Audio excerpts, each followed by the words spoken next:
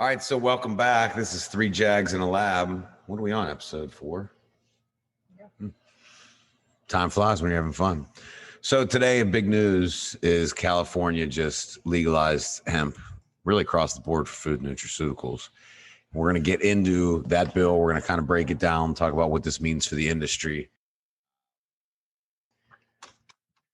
Biggest takeaway, Ron, so far? Yeah, so two things. One, California, it's a huge population. It's a great market. Up until recently, they specifically outlawed CBD edibles. Now they're specifically allowing CBD edibles. And in this law, they made it very clear that the distillate that's used in these products, these food products, have to be THC compliant. And this mirrors the DEA rule that came out, a year ago? So there's, really no gray area in terms of Delta 9, Delta 8. It's very specific, and this is what we've seen other states doing as well. So, and you were referring to the federal bill. It specifically says that THC cannot leave the facility at higher than 0.3. Yeah, so a lot of people will talk about the potential FDA rules or the USDA existing rules, and no one wants to talk about the existing DEA rule, the Drug Enforcement Agency. And they unambiguously said that anything above 0.3, any distillate above 0.3 is marijuana extract, code 7350. And it is a Schedule I narcotic. And it doesn't matter if you dilute it in a food or with a carrier oil, it will always remain as a Schedule I narcotic. And it's not ambiguous. It's not gray. And, can the DA enforce this? Maybe, maybe not. I don't know. But it's not a gray area. It's pretty black and white. And you see these states following along with that. Well, one of the things with the government, with the federal government, is there was really no check and balance as to what happens when it comes into your facility, right? That was where that gray area was happening. Yeah, the states have, rules on that. Like we're in Pennsylvania and they have rules that we have to, have labs when it comes into our building. But the feds themselves have, by and large, stayed out of the hemp business as long as the states have a well-regulated program. So what it says then very clearly is coming in, it's going to have to be tested that it's below 0.3. In other words, they can't dilute it at that point. They can't take something that's crude and hot and put it in a gummy that will add to the weight and thus cut down the percentage of THC by weight. They're going to have it remediated before they get there. Then it goes into the product. Then it gets retested. It has to be remediated and to be a hemp oil compliant material before that oil gets incorporated into a food, functional food, or nutraceutical, whether it's a gummy, a capsule, in our case, a brownie or cookie. Mark, what was your takeaways? Because I have a couple things I want to get into. Yeah. I want to get so California is a big deal. Like Ron said, there's a lot of people there, 60 million. And so they're the latest state in a group of about 40, that's 40, other states that have similar laws, New York specifically. And what I find interesting about California and New York, number one, they total about 80 million people. Number two, the rules are real specific in how you market the product. And this is a particular interest to me as a product designer. They have rules on how you can brand it, who you can market it to, who you cannot market it towards, the warnings, very specific warnings that they want on there. And this is what regulation looks like on a federal level. And that's why it's interesting to me. Moving forward, you can tell that both New York and California and a lot of other states, Pennsylvania included, they did their homework and understanding the hot button topics, addressing them, mitigating risks. And this allows larger corporations to get into this industry rather than just the small, medium-sized companies. Now you're going to have these tier one corporations and brands starting to dip their toe in the water. And that's what's exciting for us. So and that's a good point. The other thing they did is they threw all the deltas. Right. So all the along with the DEA, all of the deltas, THCs, are controlled. So Delta 8, Delta 9, Delta 10, Delta X is a controlled substance. And the reason is twofold. One, a lot of them have psychoactive effects, but I think more importantly, all but Delta 9 THC have to be made with some sort of artificial chemical process. And to be able to do this right, you really, really need to know what you're doing. And you just can't mix some chemicals together and hope for the best. A big problem right now is something called isomers. And isomers are the exact copies of that particular molecule, but they're different in a way. They're arranged differently, or they're a mirror opposite. And isomers can have vastly different effects in the human body. For example, methamphetamine, everybody knows that it's a Schedule 2 narcotic, highly addictive. Its optical isomer is the active ingredient used in Vicks inhalant. It's perfectly safe to use. It's a nasal, nasal dilator, and helps you breathe easier. Has no other effect than that. I think it's a vasoconstrictor. Yeah, that's it. Thanks, Mark. Appreciate that. Got my back. Vaso something or another. So yeah, it's really important that when consumers are buying these cannabinoid products, they're not ingesting something that is potentially harmful. And I will say that, we only talk about Delta 9 or CBD or CBG. There are literally hundreds of different cannabinoids. Most of them are artificial, and most of them are really, really harmful to human health and psyche. So just because it's a cannabinoid doesn't mean it's safe. And that's really important to remember. Well, and I think it's what we're seeing here is they're just going to go ahead and take anything that's a delta tetrahydrocannabinol. Did I say that right? Tetrahydrocannabinol, right. Yeah. And just, it falls under that. Correct. So we find there's Delta 3. Okay, well, it doesn't matter. Now it's illegal. Yep. It's the safe bet. It's the only way to keep these, less than capable operators putting out some sort of synthetically made cannabinoid. So then, so overall, they said it's okay to put in food. You look at the labeling requirements. Yeah. So, like I said, specifically California has, this statement hasn't been evaluated by the FDA. That makes it sound like a dietary supplement. And that's essentially what they label it as, a dietary supplement or a food additive. In that, by the way, that's what the federal legislation looks like. They're trying to label it as a food additive or a dietary supplement. And that's the easiest path to federal legalization, because there's already a lot of rules and standards set up on how to test for it, how to, label it, how you can formulate it, that sort of stuff. So it cuts out a lot of red tape by just saying it's a dietary supplement. I'll tell you, in regards to the labeling, though, you look at a lot of the products that are currently in the CBD industry, and they're not even close to compliant. So, when you have to get to that point, you got to redo labels, you got to redo formulas, you got to get somebody to come in and look at that understands label compliance. There's a lot of heavy lifting that has to go into something as simple as a label. That would be right. Yeah. Well, like I kind of alluded to earlier, small brands and small companies with little experience are the ones dominating this market right now. And that's going to change as more regulation comes.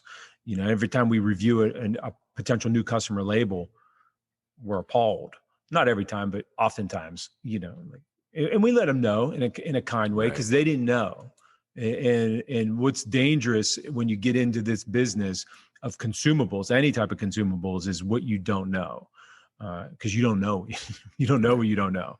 And we see a lot of that. But we also see it trending more mainstream, more compliant.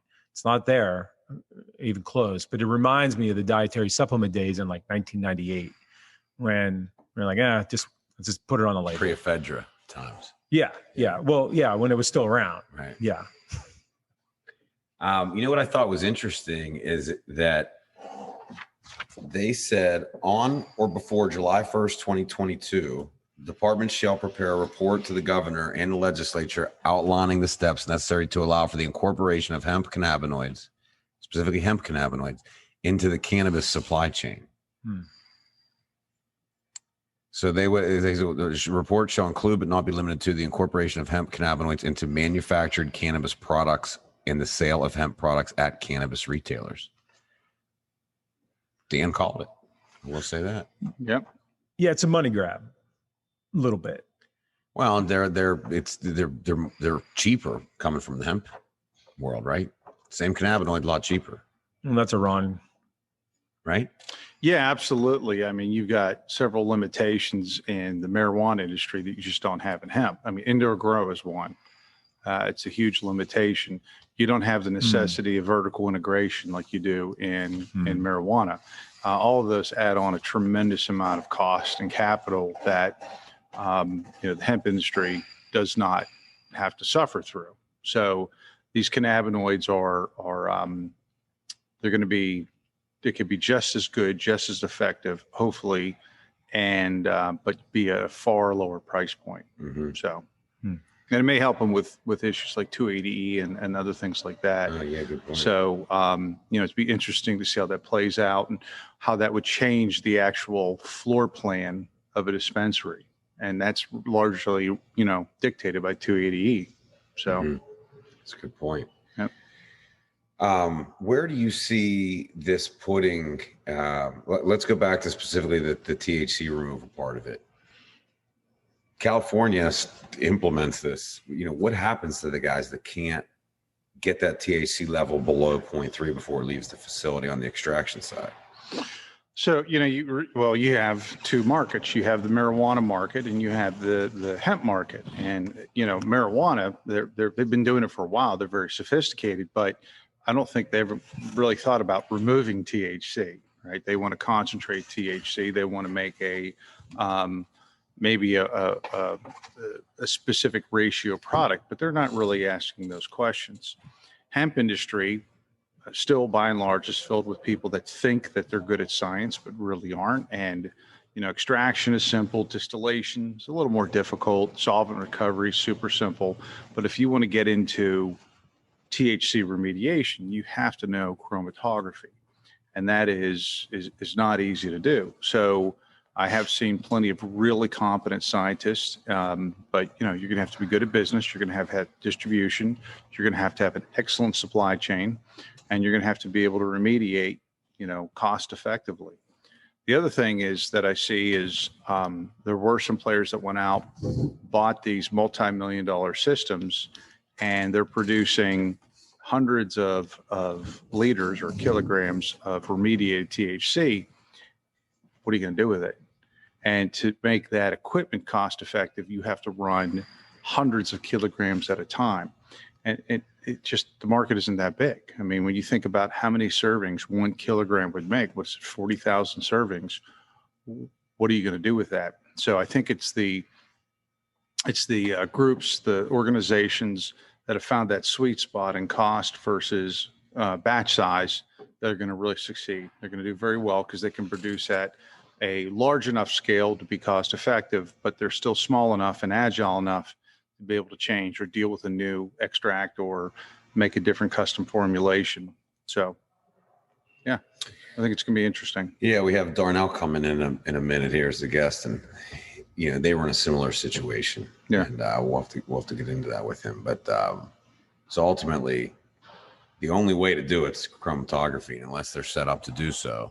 Yeah, and there's a couple of different types of chromatography, and they each have their disadvantages and advantages, and you can mix and match those to best meet whatever your goals are. But you got to be flexible. You got to be able to change pretty quickly. You got to deal with different inputs, but you have the identical outputs. And then again, you don't want to have a depreciation that's tens of thousands of dollars a month, because that's just not sustainable. It really isn't. So operational costs bumped up against capital costs. It's the problem of any business. So it'll be interesting to see what happens. Yeah. So, literally California is open for business. This means food can be sold anywhere with cannabinoids in it, right? As long as the label's compliant. Yeah, that's the way it looks. There was already an edible market in California because there was just disruptor brands taking some market share. But I see the functional food space really growing. Tinctures are fun, gummies are cool, but I think, the grocery stores and the convenience stores, they're really going to start expanding their offering from behind the counter and get products out on the show floor or the store floor where, regular people can feel comfortable walking up to a product and buying it without having to ask for assistance. I mean, it's just it's a death sentence to put your product in a lockbox. As a brand owner, you just don't want that to happen. So I think this will really facilitate the expansion of the cannabinoids to new customers.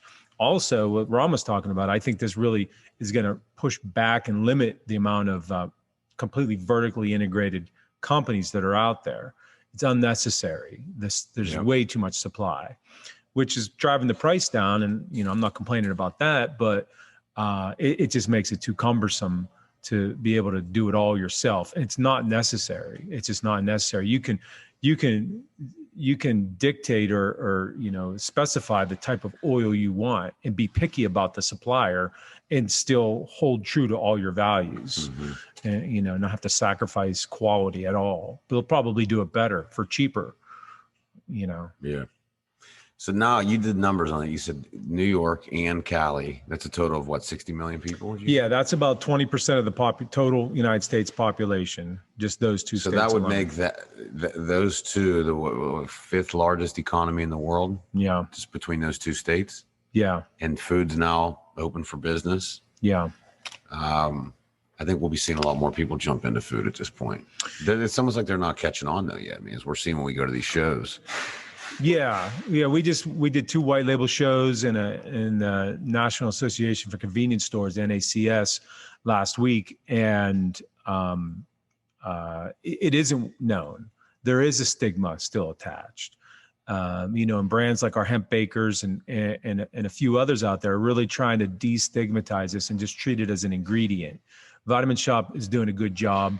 It's just using CBD and other cannabinoids as ingredients on some of their brands that they have out there.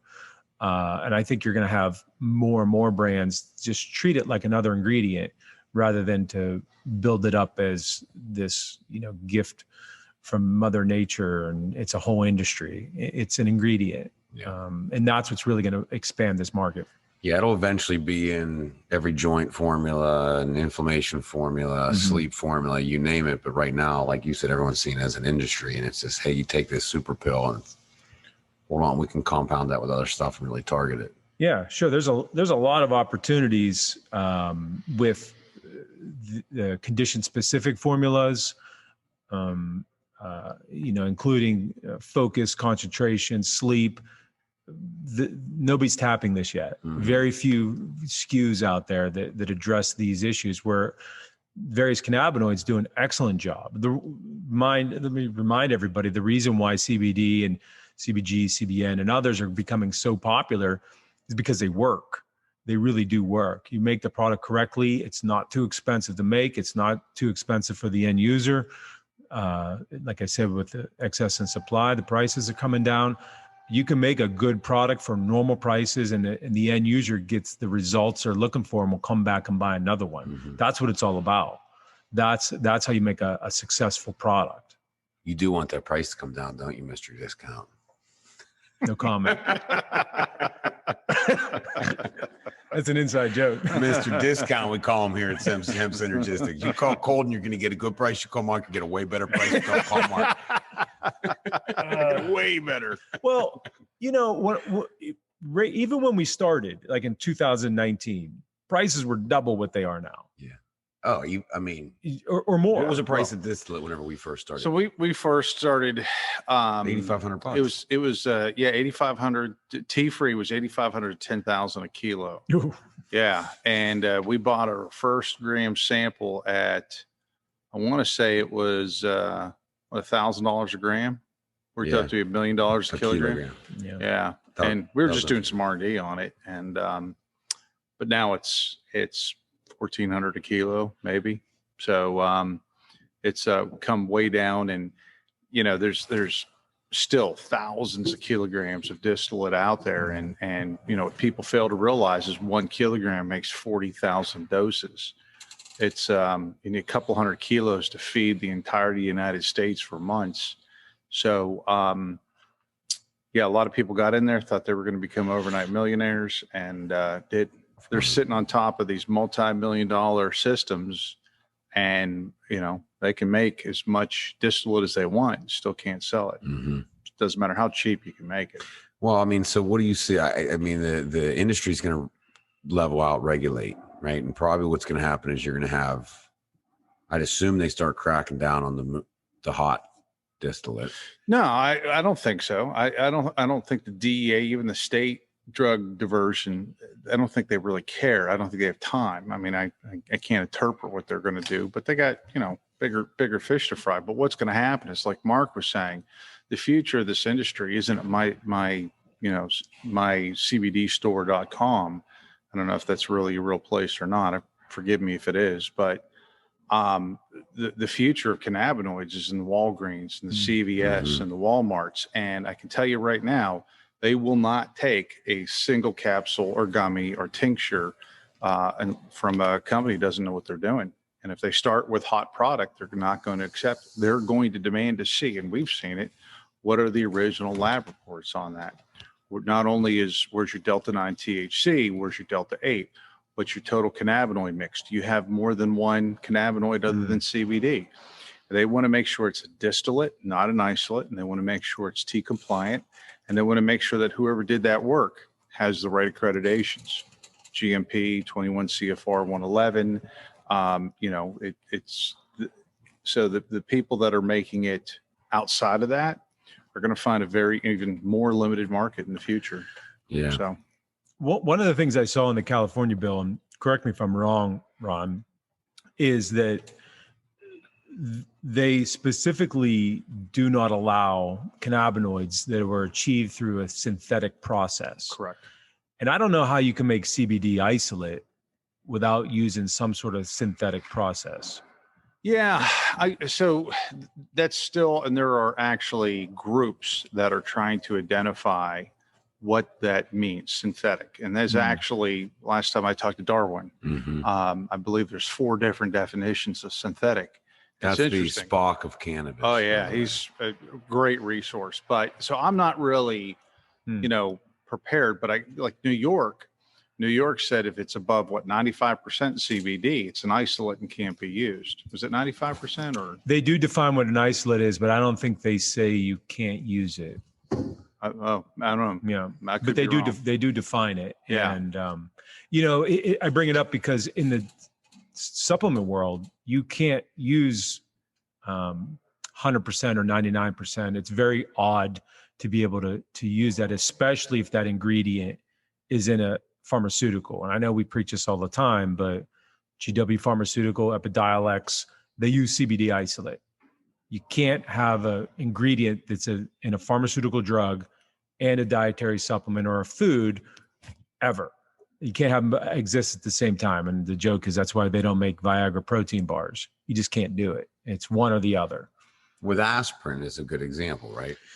Yeah, no, it's a good example because we all know aspirin. It's not exactly correct, but the active component in aspirin is salicylic acid or a version of that. Which is in white willow bark. Yes, and white willow has a percentage of that. So if I keep refining white willow bark to be 100% salicylic acid, it's no longer a dietary supplement. It's an ingredient in a pharmaceutical drug or OTC pharmaceutical, but still.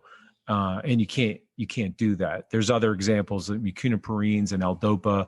It's one of my favorite, and things like that. So you have to understand the current laws in the trajectory of the hemp laws, and they intersect at that point where that's the limitation. And very few people even address it. More and more people are, but it's still total of the total percent, nobody's really paying that close attention. Only the largest companies that are in this space are rejecting CBD isolate, which is a good sign. And it'll that group will grow in size. Yeah. Would you say you're an L-Dopa fiend? Yeah, I'm an L-Dopa fiend. Yeah. I have some really good formulas for it. I'm excited. Let's talk. Yeah. It crosses the blood-brain barrier very, very efficiently, and it can carry other ingredients with it. Really? Yeah, that's what I'm saying. So you get the scientists excited. Look at that. Yeah, I'm thinking psilocybin. Yeah. You know what I'm talking about. Yeah. Mm-hmm. Trojan horse. Yeah, let's Trojan horse that in the brain. NDMSL. Let's throw some in. Just well, as soon as he said it basically does that. I thought, well, I know another one that does that. Superpower this thing. Mm-hmm. Huh. Mm-hmm. Interesting. On that note, let's get a message from our sponsor. You ready when I hand it to you? No. I don't know what to say. Here, we can put it on me. And now we have a message from our sponsor. Why are you doing this to me? I don't want to do this right now. Go back to me. Okay, pass it on. Until he gets it right. Okay. Now we're going to have a message from our sponsor. Take it away, Colton. Por favor, no me obleso. Habla cero esto. Y tuve no pavé de preparación. Colton, real quick, in English. Go buy Hemp Bakers right now. Go get those POs. We need POs right now. I need a PO by the end of the month, end of the day, end of the week. Please go get those POs. Baby, are you aware of our remediation services? We do that too. If you don't know, please ask. Please ask. Ask me. Call me, Colton Jew. If you don't want to find those POs, I'll find someone who will. Go get them. Get them now. That was really good. That was good. Mm-hmm. Well, the Jags never disappoint. All right. What else you want to touch on? Anything else on that bill? Because we're going to be bringing in Darnell. He's coming in the next half hour. I got something I want to talk about. Something that bugs me a little bit. Okay. So, the DA last year published its rules on, Delta 9 THC and the permissible limit. They kept using the term dry weight. And I've seen everybody in the industry talk about dry weight as moisture content. And that's not what the DEA means. Now, again, it may be a whole lot of nothing. I can't interpret what the DEA is trying to say. But in my background as a forensic scientist, when the DEA uses the term dry weight, they mean the percentage that narcotic is in there. So if you start with something that's above 0.3, say 1%, and you dilute it tenfold, when they say dry weight, they mean the original oil that was put in there, not the finished product. So it's, maybe it's the scientist in me that's getting bugged by that, but dry weight does not necessarily mean anything to do with moisture content when it comes to the DEA. I'm trying to get the contrast between what people think and what they're doing and what it says. So give me a scenario-based situation with the dry weight. So in terms of DEA, let's say that you have a oil that is 1% Delta 9 THC. And a lot of manufacturers now will take that and say, hey, man, if we put 1 part to 10 in MCT or a gummy or something, I'm down to 0.1 and I'm legal. I'm good to go. When DEA uses the term dry weight, they're saying, no, remove that. It's called an adulterant or dilutant. What is that original concentration? So if you remove that 9-to-1, that tenfold dilution, that original oil was 1 gram or 100 grams or 10 kilograms of a 1% Delta 9, and that is a Schedule 1 narcotic. Even though it's been diluted by the adulterant or dilutant, DEA doesn't care. So it's, again, hard to imagine how the DEA would actually enforce all that. It's a lot to handle. But again, it's a rule.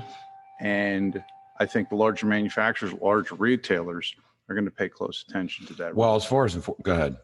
Well, one way to regulate it is through the FDA. Yep. And Russ, we saw this recently with a chocolate bar or some sort of chocolate product where there was 25 milligrams CBD and like 2 milligrams of THC or something like that. Which is a lot. It's a ton. For Now, a single serving. Now, if you look at the total serving weight and do some division, you're like, oh yeah, that's under 0.3. But what Ron's talking about is that input ingredient Yep. was way higher than Way 0.3. higher. Those ratios, CBD to THC, should be way more exaggerated. So 25 milligrams of CBD might be like less than 1 milligram, but less than very, very little, non-detectable. About Well, 100 no, to I mean, 1. it should be able to non-detectable. If they would have Non-detectable, taken, yeah. So here's what happened. We were at the white label. You had a group, they're making single serve chocolates that were actually really good, except the fact they tasted like crude oil. Mm. Everything else was good about them. But when you look at it, it had 75 milligrams of CBD in it, with 2 milligrams of THC. When we did the math, it was well under 0.3 THC by weight. But that means the distillate that they put in that stuff was what, 5% THC probably. Yeah, it was hot. It was super hot. And that's what the DEA is talking about. They're not talking about the weight of that chocolate. They're talking about So in let's say a world where they're enforcing this, that true THC, it would have had to come in below 0.3, and then they would have added the weight of the chocolate. So really, it would have been almost non-detect levels of THC at that point, should they have done it, if they would have done it right. So if I'm an FDA investigator or inspector, I will be have been trained on what ratios to look for. Just like right now, the most common way of getting a warning letter using CBD is by making a claim.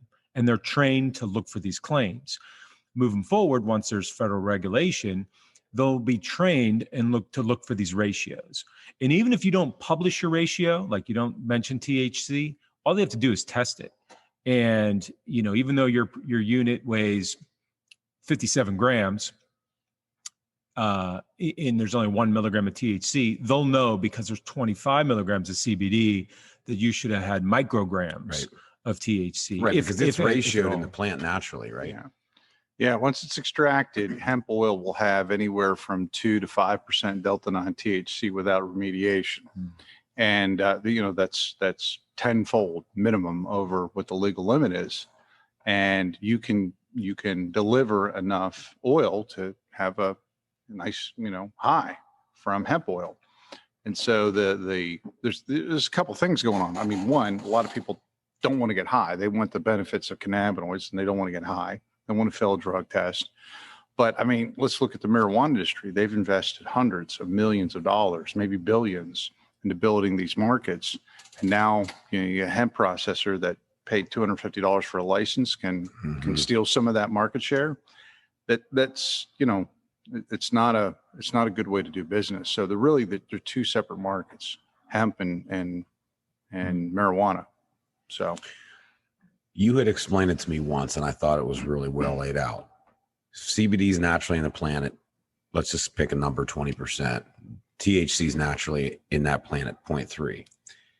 You see these CBD distillates that are 90% CBD. To get to that, they've basically had to take out oil, and each time they take out weight, which then doubles that percentage, let's say. So for every time that CBD doubles, that THC is also doubling or tripling almost, because we're taking out weight. So really, when you see a CBD distillate that's upwards of 90%, that's been extracted enough that the THC levels are probably over 3%. Correct. Right? Yep. It's about tenfold increase. That you can watch as the CBD goes up, that THC is going to go up every time. The only way to get out is to go in and fish out that molecule with a chromatography system of some sort. Yeah, absolutely. You can pull out a little bit if you're really good at distillation, but you certainly can't get it to compliant levels, 0.3. When you hit you almost hit diminishing returns at a certain point when you're using that other white film and short path, right? Because isn't it also taking out other stuff at that point? Yeah, I mean, so you can have you could do a short path distillation, and you can have a fraction finder like we do on there. And if you're really good and pay attention, you can pull out a lot of the delta-9 THC, but you're still not going to be able to get it below 0.3. That's got to be chromatography.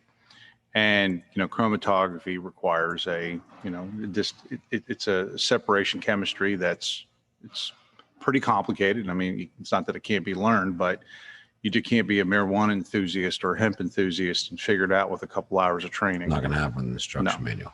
It's not the same as an Apex machine. No, it's not the same as distillation, or it's certainly not the same as extraction. And it's distillation is tough, but it's nowhere near as tough as chromatography. So people spend their entire careers, scientists PhDs working on chromatography. So can't push a button and figure it out. Mm-hmm. Yeah. So the industry's, there's going to be some changes coming. Yeah. Well, yep, absolutely. All right, Mark, anything else? That's all I got. Ron? I'd like to hear Mark tell a joke. What's the difference between an enzyme and a... I don't know, Mark. What's the difference between an enzyme and... Can't hear an enzyme.